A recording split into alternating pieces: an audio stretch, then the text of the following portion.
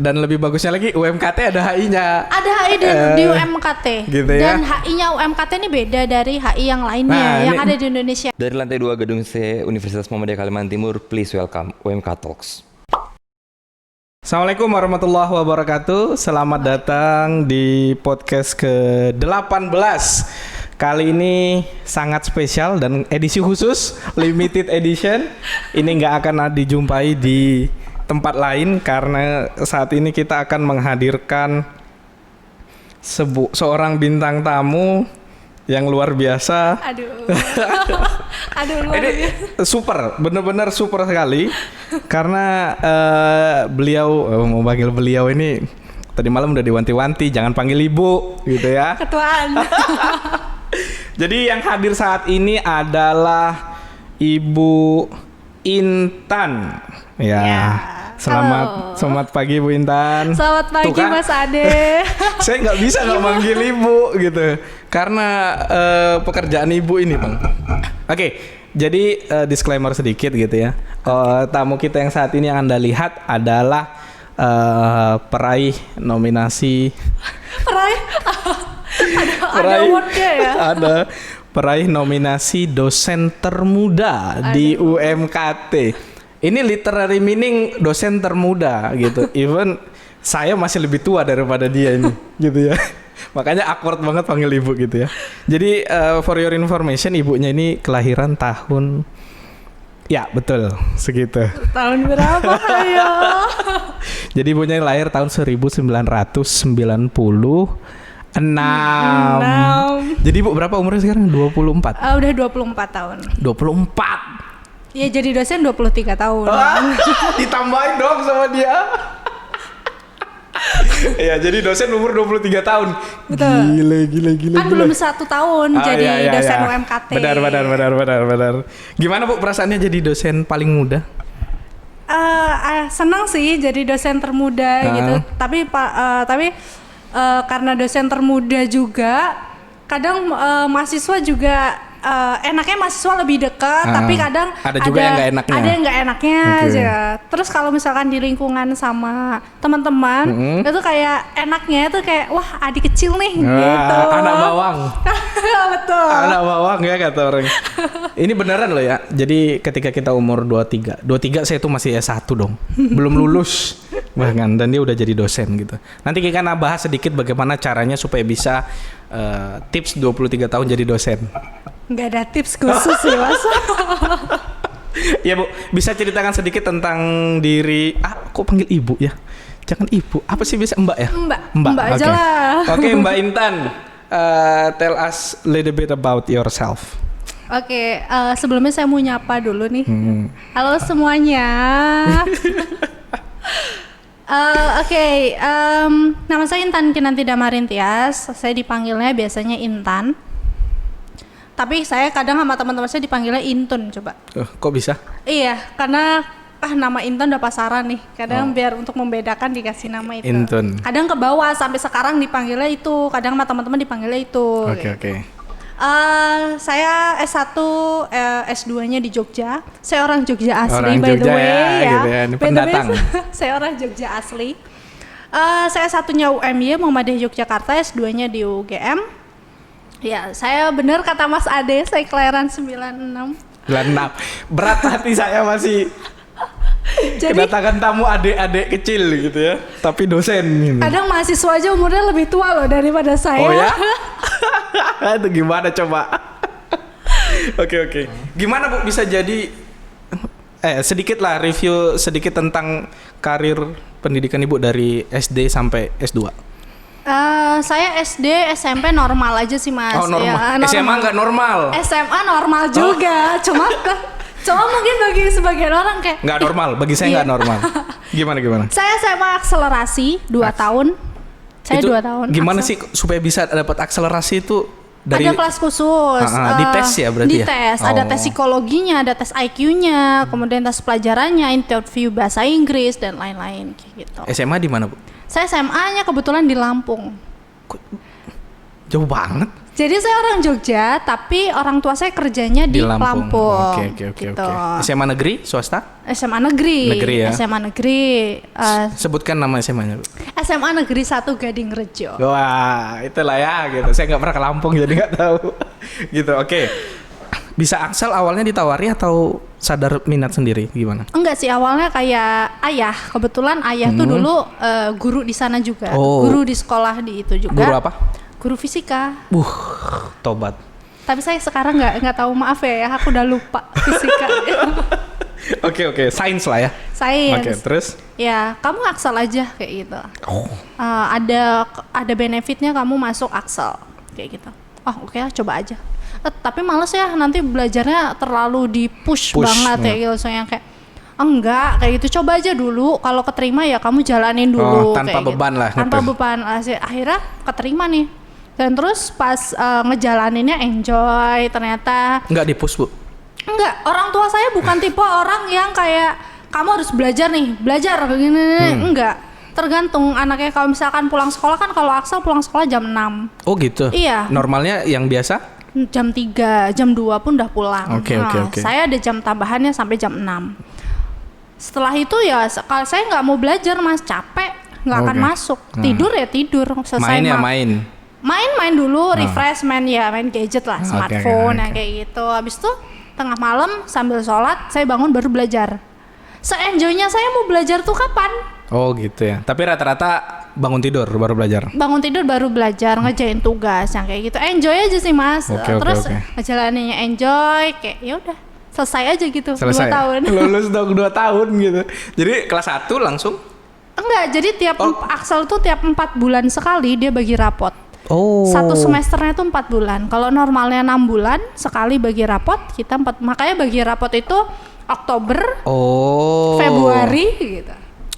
Oh, berarti tetap jalanin ininya ya, pelajaran 1, 2, 3-nya, cuman dipotong masa waktunya. Betul. Jadi terlihat kayak 1 tahun nggak ada. Iya, betul.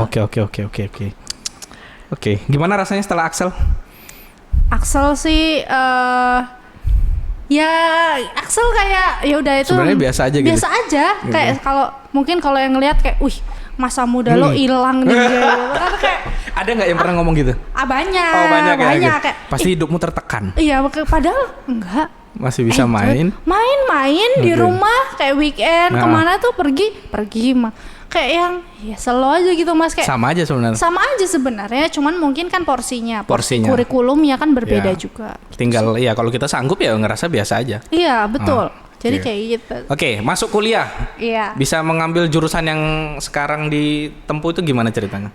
Jadi Axel itu nggak boleh sebenarnya masuk IPS. Oh gitu. HI kan IPS. Nah. Oh ya, untuk informasi Bu Intan ini dosen hubungan internasional. Iya, saya kebetulan dosen, tadi belum mengenali ya. Saya dosen prodi hubungan internasional. Kebetulan saya ngajar kajian saya nih, expertise saya ekonomi politik internasional dan juga kajian gender maupun lingkungan. Jadi yang mau masuk HI nih, silakan kalau pengen ketemu saya HI UMKT. Apa tuh? Ekonomi politik internasional ya. Axel, HI, betul. Perempuan, masih muda dan ambilnya jurusan yang lain sendiri lah gitu kan. Biasanya ngambil kayak gitu kan laki-laki kan. Dan ini ibu ngambil itu ya. Oke. Kok bisa HI awalnya masuk S1? Iya kan kalau Axel kan nggak boleh dia nggak boleh untuk IPS, harus yang sains. Ya udahlah ikutin aja. Ikut. SNMPTN, SBMPTN. Tapi memang passion saya nggak di situ. Kayak mau memaksakan sains, saya tuh benci matematika Mas. Bapaknya dengar loh. Kan fisika ya? Iya kan. Saya heran juga. Satu rumpun tapi beda. Oke. Kenapa nggak suka matematika? Kayak hitungan kayak ribet gitu loh Mas. Kayak hidupnya. Kalau fisika kan rumusnya ini tinggal dimasuk-masukin. Paling gitu. kan turunannya apa diganti gitu. Bedanya tapi dengan matematika. Matematika kan rumit. Kayak kita harus cari misalnya X sepang akarnya itu kayak enggak. Jadi ini berlaku untuk ibu aja loh ya. Berlaku untuk saya. Enggak untuk yang lain. Yang lain tetap matematika ya bagus gitu ya. Oke. Jadi lanjut kayak, terus. Saya maksudnya bukan benci sih, kayak enggak terlalu suka matematika. Bukan passion gitu. Jadi kayak apa nih jurusan? Akhirnya ada kakak tingkat saya yang kebetulan HI juga. Sharing lah Mas, kayak HI anak langsung. Akhirnya saya milih HI di mana? Universitas Muhammadiyah Yogyakarta. Saya nilai pakai nilai rapot kebetulan. Gila, Axel rapot mah nggak usah dinilai, langsung aja masuk gitu. Ya dek, apa dek Axel sudah langsung gitu. Terus kenapa UMY? Karena kebetulan akreditasinya A waktu itu. Oke. Dan dia waktu itu universitasnya juga peringkat terbaik, sekarang jadi terbaik juga. Terbaik pertama se-Jawa Tengah dan DIY. Ini jadi, promosi kampusnya dia. Betul. Tapi jadi, karena serumpun Muhammadiyah nggak apa-apa. Oke. Jadi akhirnya saya daftar ke sana. Ada kakak tingkat saya juga. Oh, nggak nyoba negeri waktu itu HI? Negeri saya coba HI UGM, ternyata nggak lolos di UGM, ya udah. Ambilnya di UMY. Betul. Gitu. Kenapa ambil HI, Bu? Karena saya tertarik dengan HI itu sebenarnya simple, Mas. Oh gitu. Ini nggak banyak yang tahu loh. HI itu sebenarnya dekat dengan kehidupan kita deh. Coba deh Mas Ade, sekarang bisa lihat sabun mandinya tuh produksi mana? Unilever. Ya, Unilever. Unilever itu multinational corporation, itu kajian dari HI. Oke. Jadi rekat ya, sebenarnya dekat dengan diri kita. Terus main sosial media. Kita Facebook, kita komen-komenan sama orang luar. Kita sudah melakukan hubungan internasional. Oke.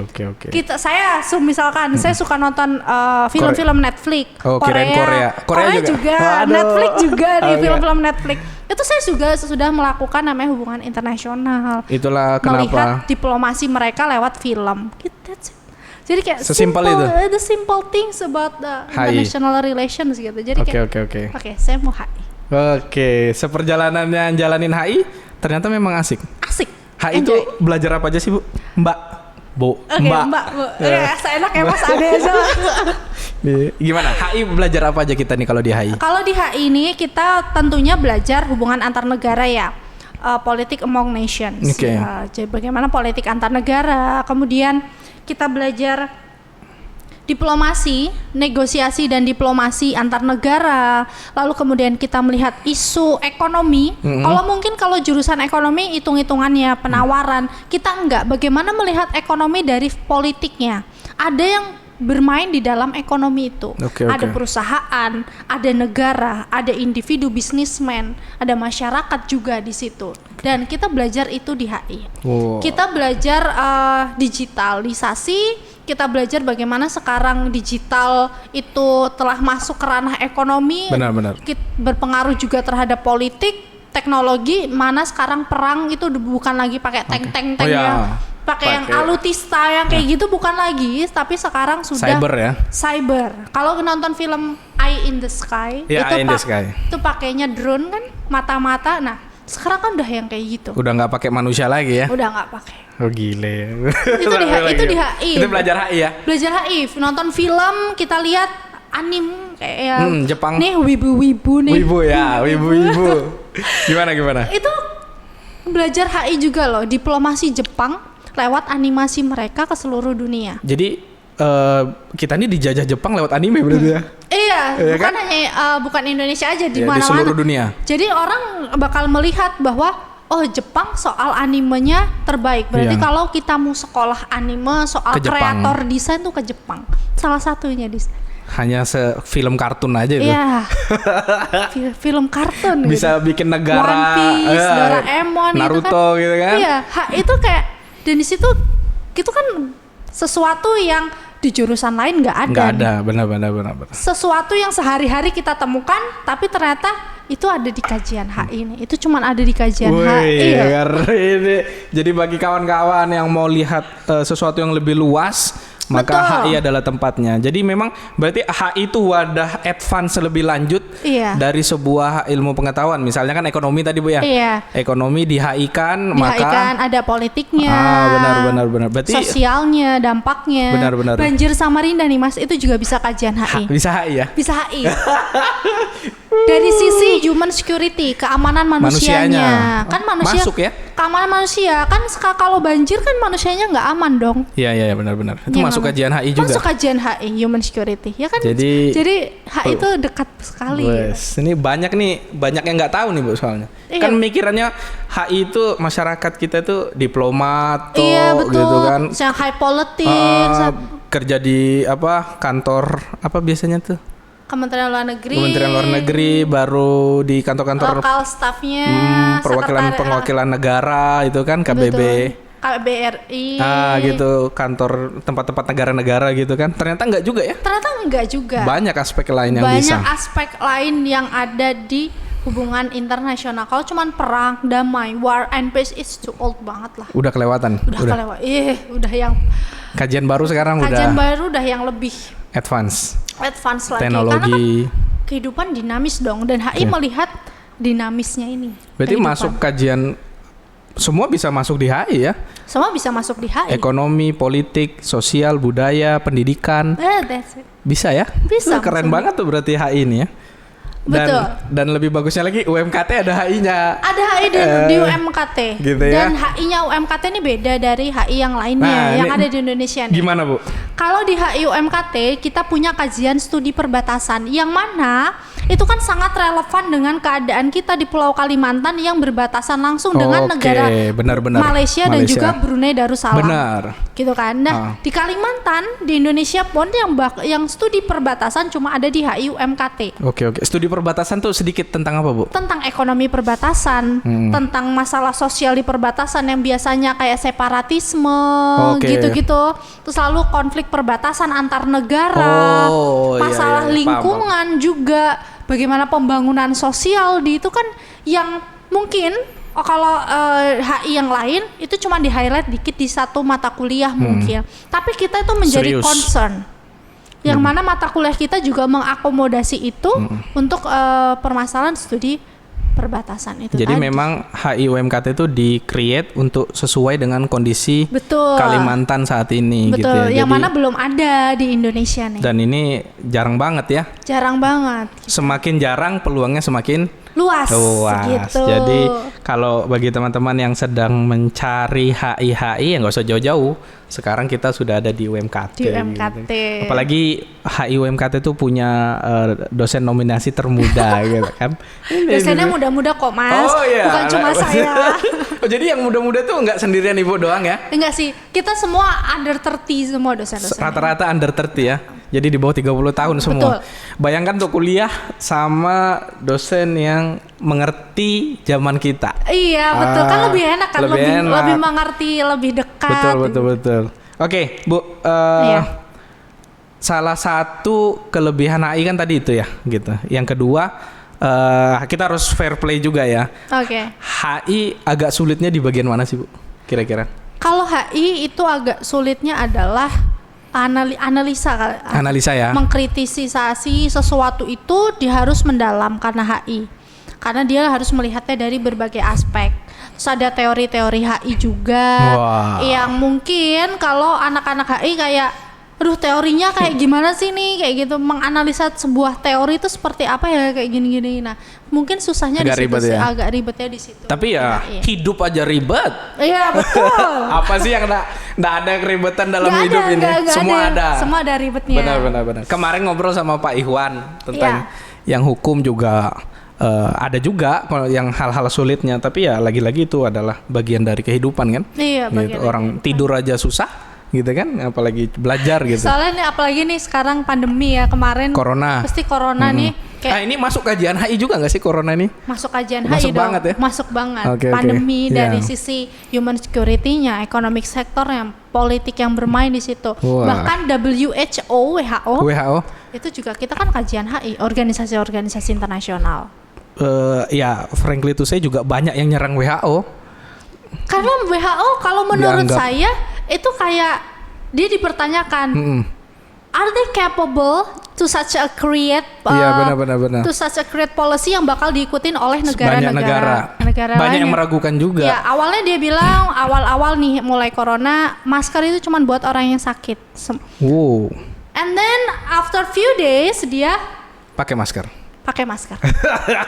Terus itu dari awal aja udah dilema mereka tuh kayak dipertanyakan juga gitu. Dan itu jadi bahan kajian HI ya? Bahan kajian HI. Bayangkan tuh ramenya, betapa serunya bisa membicarakan organisasi-organisasi tingkat internasional. Betul. Betul. Keren banget tuh kan. NGO, LSM itu juga kita belajar. Oke. Jadi kita juga sebagai ya kita yang tinggal di Kalimantan kan jarang kena exposure yang kayak gini kan, betul. Mbak gitu kan. Ya. Salah panggil lagi. Mau bilang Bu gitu kan gitu ya. Jadi dengan adanya HI di Samarinda dan UMKT itu kita bisa menjangkau dunia-dunia luar itu yang nggak pernah kita tahu sebelumnya gitu. Betul. Gitu kan, dimana kita lebih terbuka sih. Lebih terbuka gitu. Oke, masuk ke aspek yang lagi in-innya saat ini kan gitu. Kemarin saya dengar berita tentang George Floyd. Oke. Itu kan kalau belum pernah ada yang dengar George Floyd, berarti Anda tidak pernah buka Twitter dan nonton CNN. Betul. Di Instagram juga ada loh. Di Instagram lagi rame gitu ya. Lagi rame. Kalau George Floyd ini sangat menarik sekali karena hanya karena dia. Betul. Itu satu negara kacau. Gitu. Ibu ngelihatnya, bentar dijelasin dulu. Nanti Ibu jelasin ya tentang George Floyd itu kenapa gitu. Silakan Bu, gimana gitu? Oke, kalau saya ngelihat ini kan hubungannya dengan rasisme ya. Kulit hitam. Ya, black people. Black people.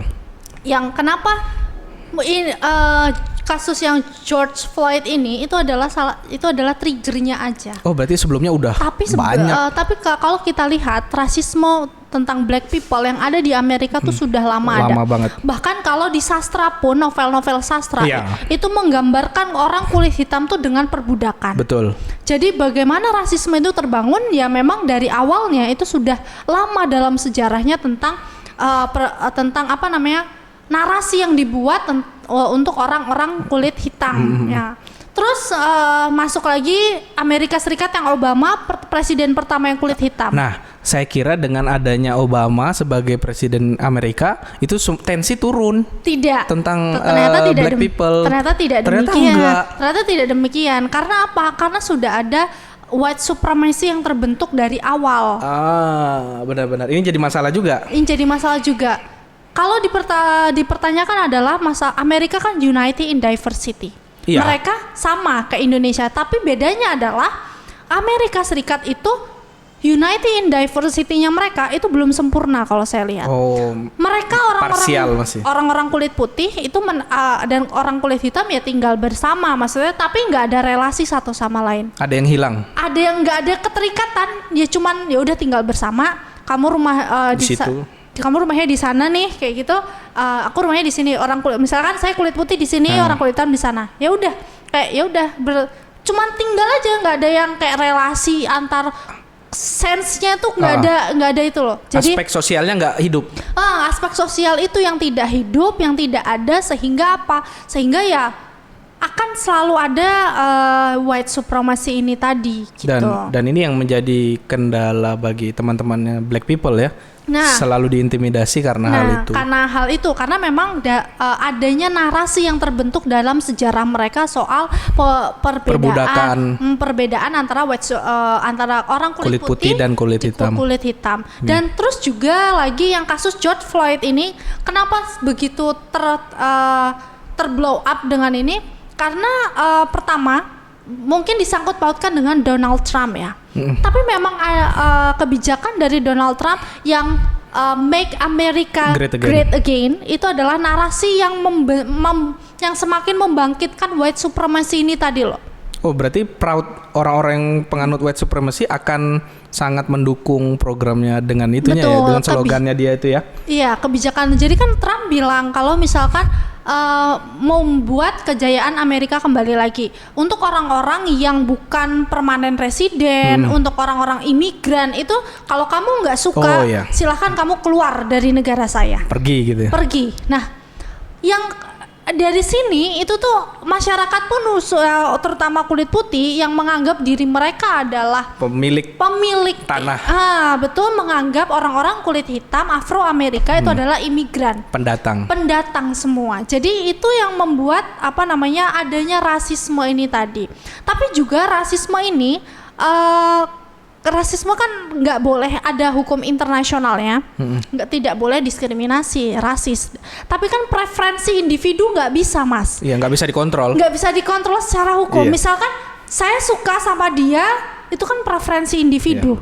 ya kan? Benar-benar. Orang kadangan orang itu nggak dia sadar dirinya rasis, tetapi ya itu preferensi dia. Saya itu kan. Ya suka-suka saya dong. Itu kan nggak ada hukumnya. Ya. Negara bisa bikin peraturan tapi kan kembali ke masyarakatnya. Iya. Ya kalau saya masih belum bisa terima kayak mana? Nah, gitu kan? Dan kadang itulah yang terjadi di Amerika. Nah, pertanyaan saya adalah, Bu, menurut Ibu Donald Trump itu seperti apa? Donald Trump dia orang yang populis ya.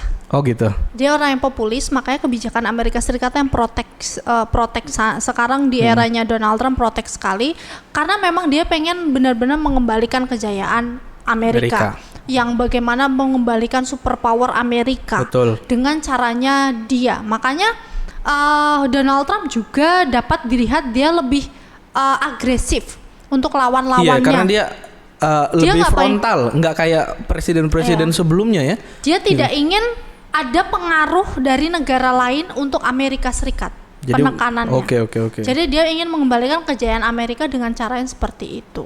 Menurut Ibu, kajian HI-nya kayak gitu tuh bakal berefek apa sih nanti? Pastinya bakal berefek di sektor ekonomi ya. Ekonomi aja itu kalau yang masalah yang balik lagi yang masalah rasisme yang kayak orang-orang kulit hitam yang ini kan mayoritas pekerja di Amerika Serikat yang tenaga kerja murah kan orang-orang kulit hitam. Tentunya ini akan mengganggu industri dari Amerika Serikat sendiri ketika nggak ada orang-orang kulit hitam yang mau bekerja lagi di industri yang di Amerika Serikat gitu. Jadi memang kasus George Floyd ini trigger sebenarnya cuma salah satu hal yang menjadi trigger aja. Jadi kayak dikit langsung guar gitu kan. Padahal ketika kita lihat ke belakang itu sudah terjadi sudah lama. Dan beberapa kasus yang ada tuh tidak hanya kasus George Floyd aja. Banyak sekali kasus-kasus yang tidak terblow up. Kenapa kemudian publik marah kasus George Floyd ini?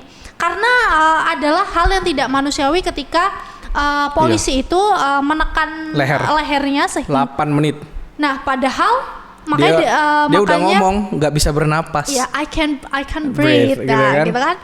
Itu kan marah padahal dia di posisi tidak melawan, pasrah, nggak mungkin dia melawan. Ada beberapa polisi di situ. 4. Yang tidak memungkinkan dia untuk baku hantam lah istilahnya kayak gitu, melawan dan lain sebagainya. Kenapa dia mendapat perilaku sedemikian? Itu yang membuat orang-orang kemudian marah dan kemudian masalah yang kasus yang rasis yang black people lainnya tuh mulai terblow up dari situ. Dan polisinya yang nahan lehernya itu adalah kulit putih. Jadinya itu sentimen itu yang membawa kemudian narasi dari white supremacy ini antara clash antara orang kulit putih dan kulit hitam mulai terblow up. Keren, 3 SKS hari ini kita. Tuh, kita baru George Floyd loh ya. George Floyd aja banyak. Gitu. Dan HI itu udah sesuatu yang besar sekali dibahas gitu ya. Oke, Ibu, kita tidak bisa punya banyak waktu, nggak terasa ya? Kayaknya harus bikin 3 episode. Nanti kita undang lagi lah Mbak Intan ya, gitu. Oke, Mbak, sebagai penutup apa sih pesan Mbak Intan sebagai seorang dosen muda di UMKT yang mengajarkan di HI kepada seluruh mahasiswa gitu ya? Yang pastinya kan Mbak Intan ini kan sudah membuktikan juga bahwa bisa menjadi dosen di usia 23 tahun.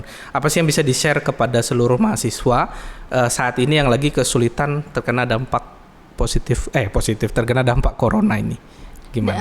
Untuk mahasiswa yang terkena dampak corona khususnya ini mahasiswa UMKT maupun mahasiswa yang ada di Kalimantan dan seluruh Indonesia, kalian kalau mungkin akan terganggu dengan sistem yang online karena kalian tidak terbiasa, tapi itu tidak menutup kalian untuk mengeksplorasi diri lebih jauh.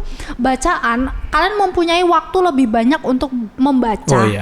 Itu seharusnya menjadi poin penting kalian, kesempatan kalian untuk lebih banyak membaca. Kalian bakal lebih banyak scroll handphone kan? Iya, pakai HP terus. Pakai smartphone, dikit-dikit sambil rebahan smartphone, buka scroll. Nah, itu adalah kesempatan kalian untuk mengeksplorasi berita-berita lebih banyak. Betul. Gagasan kalian lebih terbentuk dari situ lagi.